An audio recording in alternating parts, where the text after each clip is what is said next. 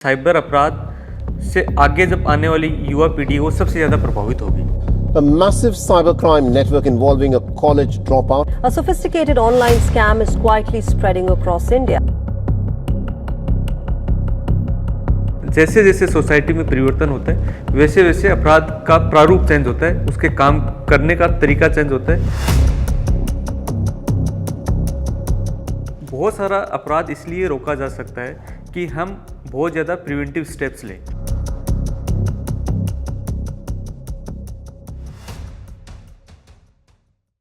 ये पूरा जो आपके साथ हम डिस्कशन कर रहे हैं इसका प्रॉपर उद्देश्य ये है कि साइबर अपराध से आगे जब आने वाली युवा पीढ़ी है वो सबसे ज़्यादा प्रभावित होगी।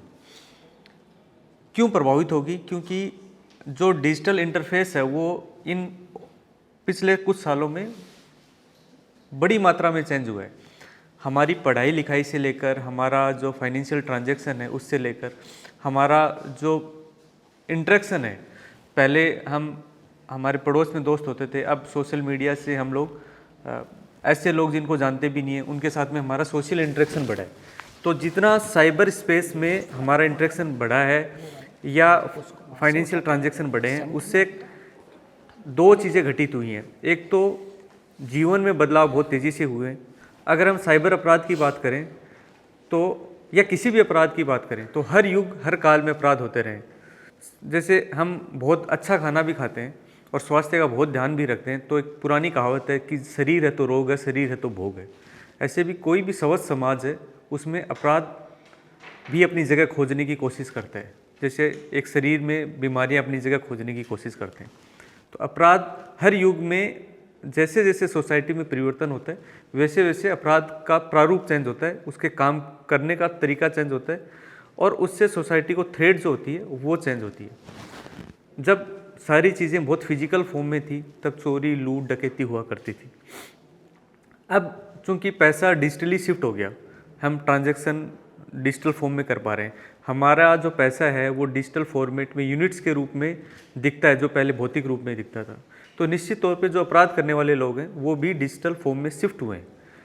एक तो अपराध का प्रारूप ये हो गया जिसमें साइबर अपराध में पैसे की ठगी की जा रही है। दूसरा अपराध ये हो गया जो पहले अपराध होता था सड़कों पर, जिसको हम बॉडीली ऑफेंस बोलते थे कि किसी पे हमला कर देना, किसी के साथ छेड़खानी करना। तो अब जो साइबर ट्रोलिंग हो रही है या साइबर स्टॉकिंग हो रही है या साइबर बुलिंग हो रही है या किसी का वीडियो वायरल करके फ़ोटो वायरल करके उसकी रेपुटेशन को जो नुकसान पहुंचाया जाता है, सेम उसी तरह सारे अपराध जो है वो साइबर फॉर्म में शिफ्ट हो गए। तो एक बड़ी चुनौतियां उत्पन्न हुई हैं और इन सारी चुनौतियों ने अब आगे आने वाली जो आपकी पीढ़ी है उस पीढ़ी को एक नई चुनौती खड़ी कर दी, आपके लिए भी हमारे लिए भी, कि किस तरीके से हम अपनी आने वाली जनरेशन को तैयार करें कि वो बहुत अलर्ट रहें जब वो साइबर स्पेस की बात करें, क्योंकि फिजिकल स्पेस के अलावा एक पैरेलल स्पेस डेवलप हो गए। दूसरा, पुलिस की नई चुनौतियां उत्पन्न हो गई हैं जिसमें हम जनता के साथ और अधिक इंटरेक्शन करके उनको बहुत सारा अपराध इसलिए रोका जा सकता है कि हम बहुत ज़्यादा प्रिवेंटिव स्टेप्स लें। टेक्नोलॉजी की अगर हम बात करें तो एक कहानी है छोटी सी। एक संत हुए, उन संत ने वो कहीं किसी मुर्दे को जिंदा कर रहे थे। तो चार बदमाश थे, उन्होंने उन संत को देख लिया कि किसी मुर्दे को जिंदा कर रहे हैं। वो चारों बदमाश उनके पास गए कि साहब ये तो आप इनको जो जिंदा कर रहे हो ये मंत्र हमें भी दो। वो चारों कुराफाती लोग, अपराधी टाइप के लोग। ये कहानी क्यों जुड़ी? ये कहानी बिल्कुल टेक्नोलॉजी की जो आज नई चुनौती उत्पन्न हो गई है उसको समझने के लिए बड़ा जरूरी है। तो जो संत हैं वो उनको बरगलाते हैं कि आपको मैं अच्छा भोजन करवाता हूँ। तो उन्होंने कहा नहीं अच्छा भोजन हमारा पेट फुल है, आप तो ये बताओ कि ये मंत्र कौन सा था। तो उन्होंने कहा एक काम करता हूँ, मैं आपको हीरे जवाहरात देता हूँ। नहीं हीरे जवाहरात बिल्कुल नहीं चाहिए, आप तो ये मंत्र बता दो हमें। तो इस तरह वो काफ़ी प्रतिरोध करते हैं, संत भी काफ़ी बरगलाने की कोशिश करते हैं। लास्ट में संत कहते हैं एक काम करता हूँ, मैं तुम्हें किसी राज्य का सम्राट बना देता हूँ। तो उन्हें नहीं साहब सम्राट उमराट छोड़ो, आप तो मंत्र बता दो। तो वो भी सोचते हैं हम कितना प्रतिरोध करेंगे और अंत में वो उनको मंत्र बता देते हैं।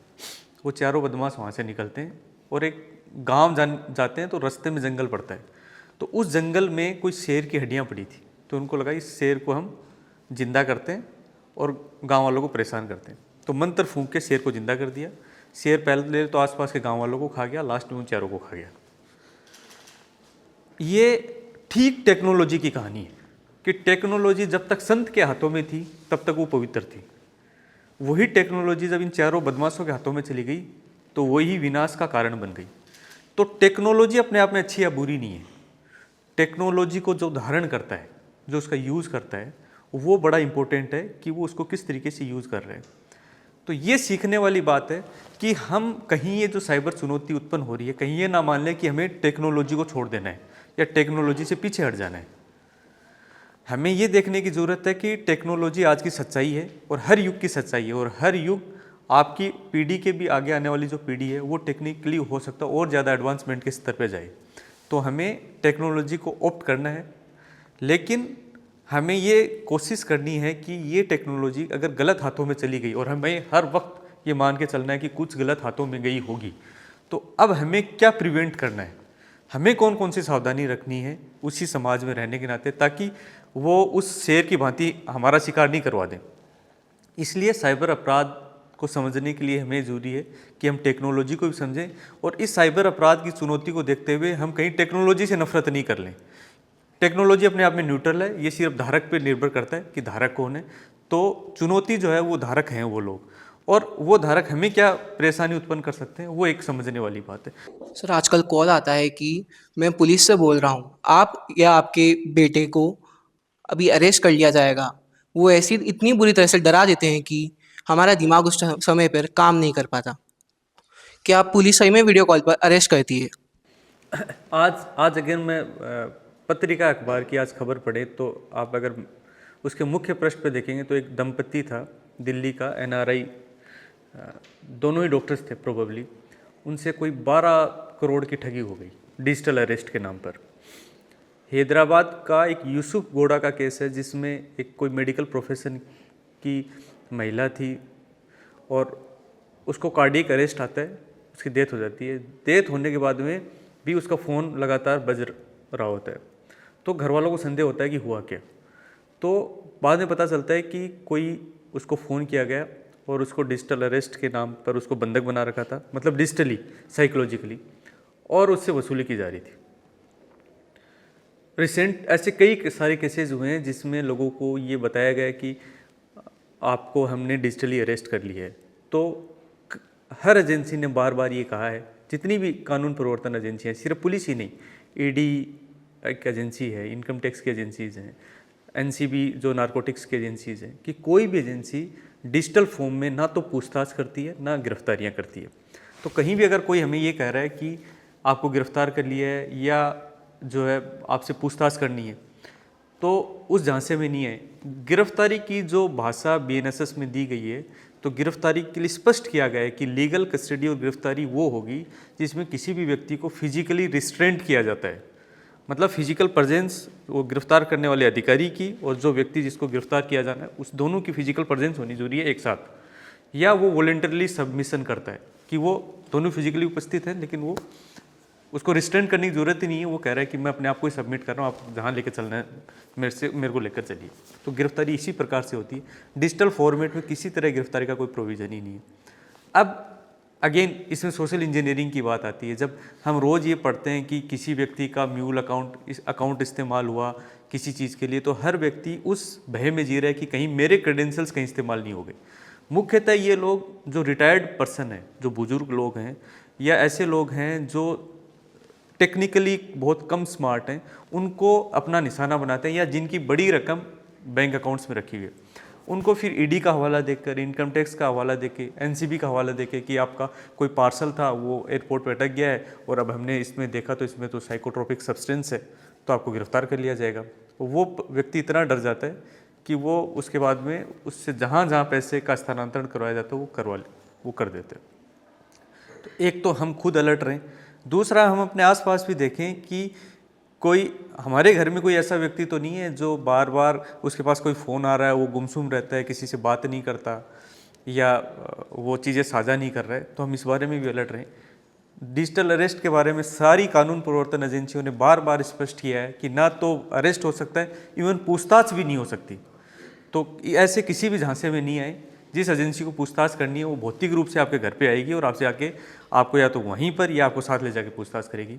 इस तरह के फॉर्मेट में किसी तरह का गिरफ्तारियां नहीं होती हैं। सर टेलीग्राम और व्हाट्सएप पर मैसेज आते हैं कि 2 से 3 घंटे काम करो और 4,000 रुपये कमाओ। मेरे एक सीनियर ने ट्राई किया था, स्टार्टिंग में तो 200 रुपये उनका प्रॉफिट हुआ, 200 रुपये कमाए, उसके बाद 20,000 रुपये उनके डूब गए। तो सर हमें कैसे पता चलेगा कि ये फ्रॉड है कि नहीं? इसमें क्या है, ये एक लालच देने का तरीका होता है कि आप 2 से 3 घंटे काम करिए और फिर हम आपको पैसे देंगे कोई भी। और एक तरीका इसमें ये भी होता है कि अगर आप हमारे को 1,000 या 2,000 रुपये जमा करवाइए, हम आपको नौकरी देंगे और हर महीना आपको 80,000 की नौकरी देंगे। इन दोनों तरीकों में कोई भी अगर आपको नौकरी दे रहा है, पहली चीज़ तो आपको ये ध्यान रखनी है कि कभी भी वो आपसे पैसा नहीं मांगेगा, ठीक है। दूसरी चीज़ ये ध्यान रखनी है कि अपने कोई भी ऐसी डिटेल्स, क्रेडेंशियल्स, क्रेडिट कार्ड की डिटेल्स वो अगर मांगते हैं तो अपन को टेलीग्राम, जैसा कि सर ने बताया, कभी भी ऑनलाइन तौर पे वो शेयर नहीं करनी है। अगर आप उनको ऐसा कोई साधन देंगे ही नहीं जिससे वो आपके पैसे ले पाए, तो वो आपके पैसे नहीं ले पाएंगे। आपको अगर ये एक चीज़ और है, अगर आपको ये पता करना है कि ये जो चीज़ है ये ऑफिशियल है या नहीं, तो हमेशा कहीं भी अपन नौकरी करने जाते हैं तो अपन उसके बारे में पहले उस कंपनी के बारे में सर्च करें, उसके बारे में पता करें। कोई भी ऐसे टेलीग्राम और उस पर अपने एम्प्लॉयज़ को नहीं ढूंढता है, वो हमेशा रिक्रूटमेंट नोटिसेज निकालते हैं। सर कई बार केवाईसी अपडेट करने के लिए घर वालों के पास फ़ोन आता है और कहा जाता है अगर नहीं करवाएंगे तो आपका बैंक अकाउंट बंद हो जाएगा। क्या सच में ऐसे बैंक अकाउंट बंद हो जाते हैं और क्या ये सारे काम ऑनलाइन ही होते हैं? इसके लिए आपके पास जो मैसेज आते होंगे, केवाईसी आपके करनी है, बैंक अकाउंट कभी भी ऐसे बिना बताए बंद नहीं होता है। बैंक में नियम है कि केवाईसी हर 10 साल में एक बार करनी होती है और आपके जब केवाईसी ड्यू होती है तो बैंक की तरफ से 3 नोटिस आपको घर पे आते हैं। उस दौरान आप कभी भी बैंक जाकर अपनी केवाईसी जमा करा सकते हैं। दूसरी चीज़ एक ध्यान रखने वाली ये होती है कि कभी भी अपने जो डॉक्यूमेंट्स हैं वो व्हाट्सएप पे ना शेयर करें। आधार कार्ड, पैन कार्ड, कुछ भी मांगे आप बोलिए हम बैंक जाकर जमा कराएंगे, तो इससे आपके पास कोई फ्रॉड होने के चांस नहीं रह जाते हैं। एक और ज़रूरी चीज़ है, कभी भी एसबीआई से आपको कोई कॉल करे तो वो हमेशा जो फ़ोन आएगा वो 1600 से स्टार्ट होगा, 1600, और फिर आगे नंबर होगा। ये सबसे आसान तरीका है पता करने का कि जो फ़ोन आ रहा है या मैसेज आ रहा है वो एसबीआई से है या नहीं। जो अभी साहब ने बताई उसमें एक बात मैं और ऐड करना चाहूँगा। जैसे आज मैं पत्रिका पढ़ रहा था तो उस पत्रिका में एक बड़ी खबर ये छपी हुई थी कि अगर 5 साल तक के बच्चे जो राशन ले रहे हैं, जिन घरों को सरकारी राशन मिलता है, उनमें उनकी अगर केवाईसी अपडेट नहीं कराई तो उनका राशन बंद हो जाएगा। ये जो फ्रॉडस्टर हैं ये अखबार में आने वाली ऐसी तमाम खबरों की जानकारी रखते हैं। तो फिर वो क्या करते हैं, उन कहीं से डाटा कोई लीक हो गया सपोज़, तो उनके पास में ये डाटा है कि झालावाड़ में कौन कौन से लोग जो हैं वो ये डिजिटल राशनिंग से जुड़े हुए हैं, तो उन सबको फ़ोन करेंगे क्योंकि उन लोगों ने अखबार भी पढ़ा है सुबह और उनको पता है कि हमारा केवाईसी अपडेट होगा। फिर उनको फ़ोन करेंगे कि वो आपने पढ़ा ही होगा अखबार में, वो आप केवाईसी अपडेट होनी है तो आप हमें ये सूचना दे दो। तो हमेशा ये ध्यान रखो कि जो करंट में ट्रेंड के विषय हैं, जो चीज़ें चल रही हैं, उनका नाम लेके, केवाईसी का नाम लेकर जब भी केवाईसी अपडेट की जाएगी तो जैसा बताया गया है कि आपके घर पे नोटिस आएंगे। आपको उस बैंकिंग या वित्तीय संस्थान में भौतिक रूप से जाके ही वो केवाईसी अपडेट करवानी है। तो कहीं भी ऑनलाइन आप अपने क्रेडेंशियल्स शेयर नहीं करें और ये नहीं देखें कि ऑनलाइन कोई ओटीपी शेयर करके और क्रेडेंशियल शेयर करके आपका नुकसान नहीं कर दे। सर कई बार हम ऑनलाइन गेम्स खेलते हैं तो दोस्त कहते हैं कि ये वाला मोड डाउनलोड कर लो या ये वाला वर्जन डाउनलोड कर लो। तो सर ये सब डाउनलोड करने के बाद कई बार या तो हमारे फ़ोन का डेटा चोरी हो जाता है या फिर हमसे अकाउंट में पैसे मांग लिए जाते हैं। तो इस सिचुएशन में क्या किया जाए सर? ये जो ऑनलाइन गेमिंग है, क्योंकि यूथ जो टीनेजर्स हैं वो सबसे ज़्यादा इस ट्रैप में फंस सकते हैं, तो उनको सबसे ज़्यादा टारगेट किया जाता है। तो कोई भी अगर आप गेमिंग ऐप डाउनलोड कर रहे हैं तो उसका सबसे पहला तरीका तो ये, आप उसको या तो गूगल स्टोर से या एप्पल स्टोर से उसी से डाउनलोड करिए। किसी भी अनऑथोराइज्ड प्ले स्टोर से जाके उसको डाउनलोड नहीं करिए, पहला तरीका। दूसरा, अगर कोई भी गेमिंग ऐप आपको ये कह रहा है कि आप अगर इस गेम को खेलते हैं वो इतने चरण जीत जाते हैं उसके बाद आपको पैसा दिया जाएगा, यानी कि वो फर्जीवाड़ा कर रहा है। तीसरा, वो गेमिंग ऐप आपको ये कहता है कि ये करने के बाद में आप हमारे व्हाट्सएप ग्रुप पे आ जाइए, टेलीग्राम ग्रुप पे आ जाइए, यानी वो फ्रॉड कर रहे हैं। तो गेमिंग ऐप ध्यान रखते हुए हम ये देखें कि एक तो हम ऑफिशियल, अगर हम गूगल स्टोर किसी आधिकारिक प्ले स्टोर से ही डाउनलोड करते हैं तो उसकी ऑथेंटिसिटी ज़्यादा है। दूसरा, ऐसा कोई भी लुभावनी चीज़ दे रहा है कि फलाना गेम जीतने से आप इतने पैसे जीत जाओगे, उन चीज़ों से हम दूर रखें, ये सावधानी रखें। जैसे अभी पटियाला का केस शायद आपने सुना होगा, वो आईपीएस साहब थे और रिटायर्ड आईपीएस थे। उन्होंने सुसाइड भी किया क्योंकि वो लगभग 2-2.5 करोड़ रुपया अपना गेम में मतलब हार चुके थे। तो मतलब वो तो बहुत अवेयर थे और इसी फील्ड से थे, फिर भी झांसे में आ गए। तो मतलब इस तरह से कैसे इस लोग बच सकते हैं? वो उसकी एक सीधा सा तरीका ये है कि जो व्यक्ति अवेयर है उसके लिए उतनी हाई सोशल इंजीनियरिंग उनको इस्तेमाल करनी पड़ेगी कि अगर हम बहुत सामान्य बुद्धि का लगाएं तो हम बहुत हद तक प्रिवेंट कर सकते हैं।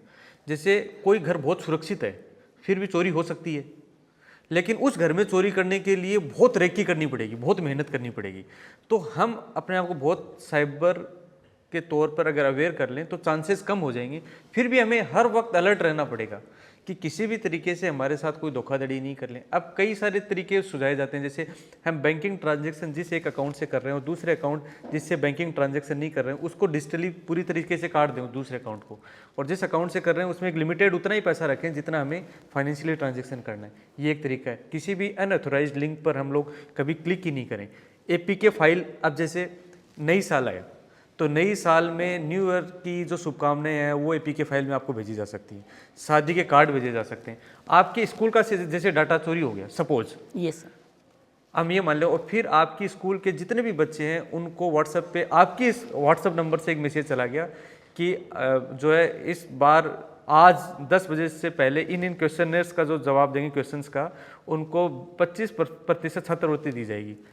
और वो APK फाइल उन्होंने खोल ली, पता चला डाटा चोरी हो गया। अब ये तो लग रहे हैं स्कूल के नंबर से है, आप बात समझ रहे हैं, और एकदम आधिकारिक लगेगा सब कुछ, आपके नंबर से ही गया वो। तो हम किसी तरह की अनऑथोराइज्ड APK फाइल को नहीं खोलें। ये देखें कि अगर हम कोई भी चीज़ हमें एप्लीकेशन डाउनलोड करनी है तो गूगल प्ले स्टोर से या एप्पल स्टोर से डाउनलोड करें। किसी भी तरीके की कोई भी प्रोसेसिंग फीस के नाम पे भले ही वो किसी आधिकारिक नंबर से आ जाए, वो आधिकारिक नंबर से भी आ रही है तो चेक करना पड़ेगा वो हैक तो नहीं हो गया। तो तुरंत तो कुछ नहीं करें, उसमें 24-48 घंटे का समय लें, तब तक आपको पता चल जाएगा। और 10 लोगों से और बात कर लें, तो वो अगर हम 24-48 घंटे का समय ले लें तो ये जब साइबर फ्रॉड करते हैं तो ये करते हैं कि जो टाइम है, जिसको टारगेट जो विक्टिम है उसको टाइम इतना कम देते हैं कि उसको सोचने का समय नहीं मिले और वो तुरंत में पैसा ट्रांसफ़र कर दे। तो वो हम टाइम बाय कर लें तो वो पता चल जाएगा कि फ्रॉड हो रहा है, उसके बाद में उसकी रिपोर्ट करेंगे तो पकड़े जाएंगे।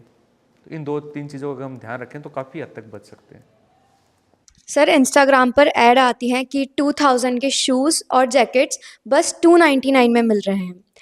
वेबसाइट भी एकदम असली लगती है पर ऑर्डर नहीं आ पाता है। तो हम ये कैसे बताएं कि ये सही है या गलत? जो ऑनलाइन शॉपिंग है, अगेन हम शॉपिंग में भी पहले ब्रिक और मोर्टार हम शॉप की बात करते थे कि हमारे पड़ोस में एक दुकान है या हम शहर में महीने में एक दिन कोई शॉपिंग के लिए जाते थे। अब वो पूरी शॉपिंग है वो ऑनलाइन शिफ्ट हुई है। ऑनलाइन शिफ्ट होने से हमें कुछ सहूलियत तो ये हो गई कि हमारा समय ज़ाया नहीं होता, और हम एक ऑनलाइन प्लेटफॉर्म पर कंपेरेटिव स्टडी करके हम ये पता कर सकते हैं कि कहाँ सामान सस्ता है और हम वो खरीद सकते हैं। लेकिन ऑनलाइन शॉपिंग में अगेन ये एक बड़ी चुनौती है कि कोई चीज़ है वो 2000 रुपये की है, लेकिन कोई प्लेटफॉर्म ये दावा कर रहा है कि वो 299 में बेच सकता है। तो कॉमन सोशल इंजीनियरिंग जो है वो हमें ये देखनी कि कोई भी चीज़ बाज़ार में 5% सस्ती या महंगी हो सकती है।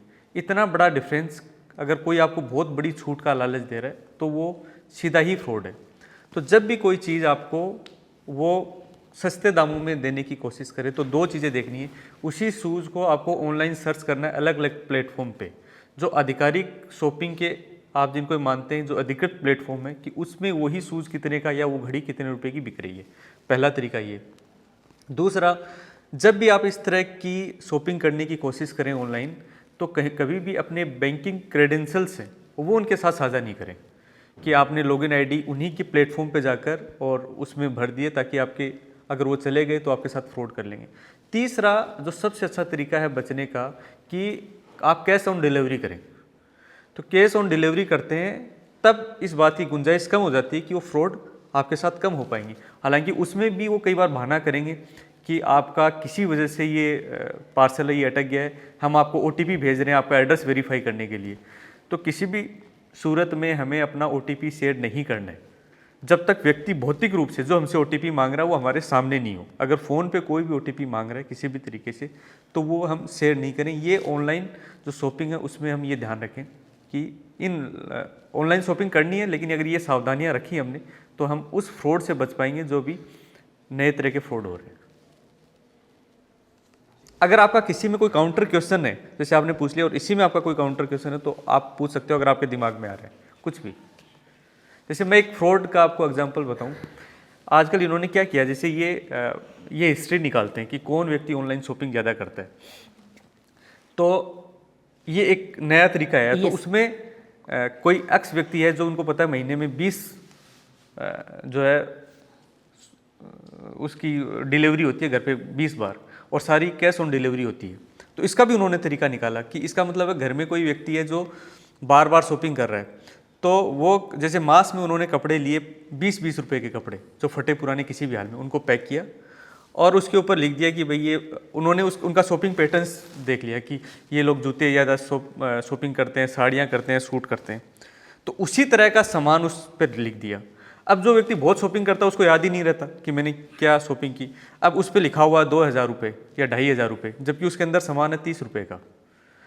वो आपके घर पर डिलीवरी हुई, आपने 2000 रुपये पेमेंट किया, वो पेमेंट लेके चला गया, फिजिकली सब कुछ हुआ, वो आया, आपने कैश ऑन डिलीवरी किया, लेकिन आपने खोल के देखा तो आपने जो सामान ऑर्डर किया वो था ही नहीं। तो ये भी समझने वाली बात है कि जितने तरीके हो सकते हैं वो एक्सप्लोर करने की कोशिश करते हैं और वो चाहते हैं कि वो उन तरीकों से लूटें। तो हम ये भी देखें कि जब कोई सामान आ रहा है तो हम उसी के सामने उसको खोल लें, उसका वीडियो बना लें कि सामान वही है क्या।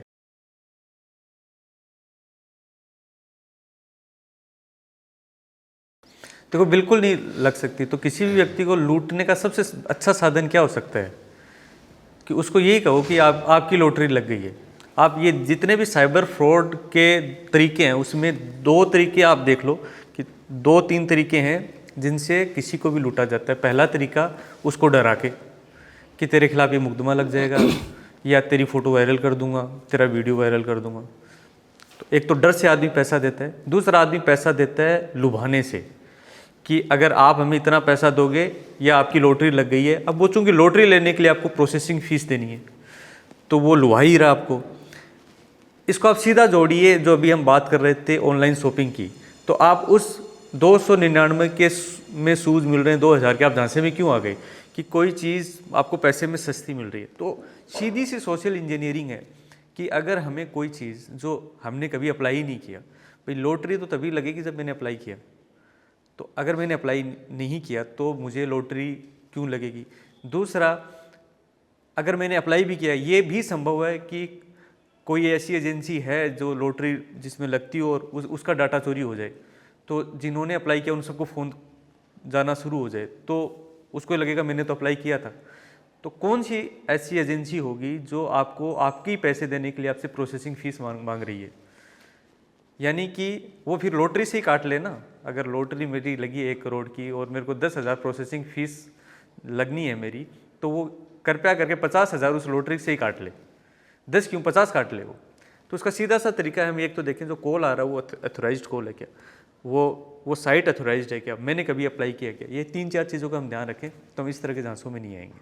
कोई भी अगर कोई कॉल आ रहा है जो हमसे फ़ीस मांग रहा है, अब जैसे अभी हम यही बात कर रहे थे कि आपने अप्लाई भी किया है, वो डाटा कहीं से लीक हो गया और उस पे आपको लगेगा कि आपने तो अप्लाई भी किया था।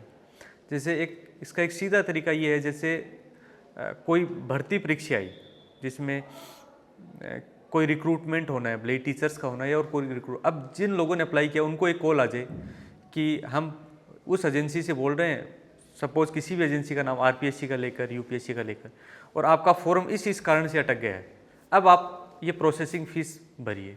तो कोई भी एजेंसी किसी तरह की प्रोसेसिंग फ़ीस नहीं लेती है। अगर वो लेगी तो आपसे फ़ोन करके OTP मांग के तो बिल्कुल नहीं लेगी। उसकी एक आधिकारिक साइट होगी, उस आधिकारिक साइट को भी 10 जगह चेक करिए आप। जैसे हम अपनी यूनिवर्सिटी का फॉर्म भरते हैं, स्कूल का फॉर्म भरते हैं, वहाँ हो सकता है स्कूल फीस जमा करानी होगी, लेकिन उसकी एक आधिकारिक साइट होगी। वो साइट हम 10 जगह से चेक करें ये साइट फर्जी तो नहीं है, और उसी के बाद उस साइट में ही अगर हमें कहीं कोई यूनिवर्सिटी की या किसी चीज़ की फ़ीस जमा करानी है तो उस साइट में जो लिंक है उसी में जाकर कहीं होगा वहाँ हम भरें। हम किसी तरह OTP शेयर करके या उन्होंने कोई लिंक भेजा कि हम आपको लिंक भेज रहे हैं, उस लिंक को कृपया करके आप किसी भी अनऑथोराइज्ड लिंक को आप ओपन नहीं करें, क्योंकि उसमें हम इस धोखाधड़ी के शिकार होते हैं। सर मेरे एक दोस्त के नाम से और उसके फ़ोटो से इंस्टाग्राम पे एक अकाउंट बनाया और उस अकाउंट से कोई गलत मैसेजेस भेज रहा है। मैंने वो अकाउंट रिपोर्ट किया पर वो रिपोर्ट से भी वो अकाउंट ब्लॉक नहीं हुआ। तो सर इसमें हमें ये कैसे पता चलेगा कि वो सही है कि गलत है, या फिर क्या वो करना चाहता है, मतलब उसके अकाउंट रिपोर्ट होने के बाद भी वो कैसे ब्लॉक नहीं हो रहा है? तो इसका जो अभी इम्पर्सोनेशन जिसको बोलते हैं कि कोई व्यक्ति दूसरे का प्रतिरूपण कर ले, कि वो आपके नाम से आईडी बना ले, आपके परिवार में किसी और के नाम से आईडी बना ले, तो दो कारणों से आजकल आईडी बनाई जा रही है। एक तो ट्रोलिंग के लिए या किसी की रेपुटेशन में हार्म करने के लिए, तो उस तरह की आईडी बनाई या उसकी फ़ोटो मॉर्फ की और उसके बाद में उसको बदनाम किया, पहला तरीका ये। दूसरा, वो आईडी इसलिए बनाई जाती है कि आपकी आईडी बनाई और आपके सारे जानकारों से उसी आईडी बनाकर पैसे मांगे गए, साइबर पैसे का फ्रॉड करने के लिए। तो कोई भी आईडी फर्जी है, इसको पहचानने का बड़ा साफ सा तरीका है कि उस आईडी की आप ये देखो वो आईडी जनरेट कब हुई, उसकी सारी नीचे की फ़ोटोज़ देख लो आप, कि पता चलेगा आपको पिछले 5 दिन में 40 पोस्ट हो गई। जबकि कोई भी अगर आईडी बनती है तो एक पोस्ट होती है, फिर कोई 20 दिन बाद कोई दूसरी पोस्ट होती है, फिर कोई 15 दिन बाद तीसरी पोस्ट होती है। तो हर आईडी को जब आप नीचे देखोगे तो नेचुरल आईडी, सही आईडी और गलत आईडी दिखने में अलग लगेगी। दूसरा, कोई भी आईडी फेक है या ओरिजिनल है वो इससे पता चलेगा कि उस आईडी में, उस फोटो के नीचे, उस कंटेंट के नीचे जो कमेंट्स हैं वो एक फेक आईडी में आपको एकदम फर्जी लगेंगे। सारे कमेंट्स या तो होंगे ही नहीं या फर्जी कमेंट्स होंगे। तो वो कमेंट्स पढ़ने से आपको पता चल जाएगा कि कमेंट करने वाला इस आईडी वाले को नहीं जानता। दूसरा तरीका ये। तीसरा, जब आपको पता चल गया कि आईडी फेक है तो किसी भी आईडी में, भले ही वो इंस्टाग्राम पे बने या फेसबुक पे बने, हर आईडी के ऊपर 3 डॉट आते हैं साइड में। उस डॉट पे जाएंगे तो वो किसी भी आईडी को आप रिपोर्ट कर सकते हो। फिर वो अपने अलग अलग आपसे क्वेश्चंस रेज करते हैं कि आप क्यों करना चाहते हो, क्या ये साइबर फ्रॉड कर रहा है, या ये किसी और को प्रिटेंड करते हुए इसने आईडी बनाई है, या ये आईडी किसी को ट्रोल करती है। तो जो सूटेबल ऑप्शन है, जिस कारण से आप आईडी को रिपोर्ट करना चाहते हो, उस कारण से आप रिपोर्ट करवा दो और अपने 5 से दोस्तों से, परिवार के सदस्यों से उस आईडी को मल्टीपल रिपोर्ट करवा दो। जैसे आप ही की फर्जी आईडी बना रखी है तो आप तो उसको रिपोर्ट करते हुए लिखोगे he is pretending as you, और बाकी लोग ये करेंगे he is pretending as someone else, जो ये है नहीं। या कोई व्यक्ति ट्रोल कर रहा है, सपोज उसने फर्जी आईडी तो नहीं बनाई, उसने फर्जी आईडी बनाई किसी ऐसे नाम से जिस नाम का वो है ही नहीं, लेकिन वो अलग अलग लोगों को ट्रोल कर रहे हैं। तो आप ये रिपोर्ट करोगे कि ये आईडी अलग अलग लोगों को ट्रोल कर रही है, इसलिए हम इसको रिपोर्ट करना चाहते हैं। तो क्यों रिपोर्ट करना चाहते हैं वो उसमें जाके आप रिपोर्ट, उस जो 3 डॉट हैं वो इंस्टाग्राम में भी आता है, फेसबुक में भी आता है।